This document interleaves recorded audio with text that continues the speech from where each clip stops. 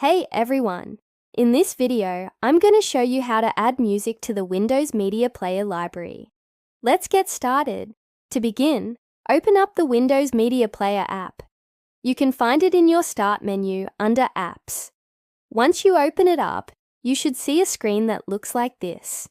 If you don't see this, you can click on the hamburger menu and then go to your settings, and then under Playback, you can set your default view to library. Now back to the video. Once you are at this screen, you can see that it says, No Music Library Found. To add music, we need to tell Windows where your music is located. To do this, click on the hamburger menu, and then go to Settings. In the Settings screen, go to Library, and then under Library Folders, click on Add an Audio folder. Now click on the folder icon next to the music folder, and then navigate to where your music is stored on your computer and select it. Then click on OK. Once you click on OK, Windows will scan your music folder and add the songs to your music library. This may take a few minutes, depending on how many songs you have.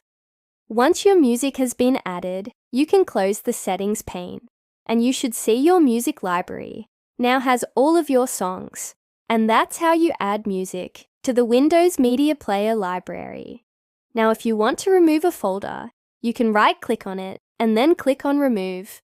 Also, if for some reason Windows doesn't pick up your music, you can add it manually by clicking on the plus icon next to the music library and then selecting Add Music File.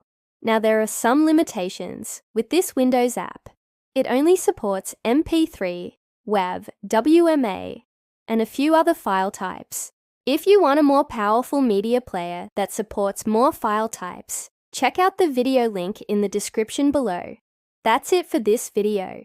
If this video helped you out, please leave a like and subscribe for more videos like this. Thanks for watching.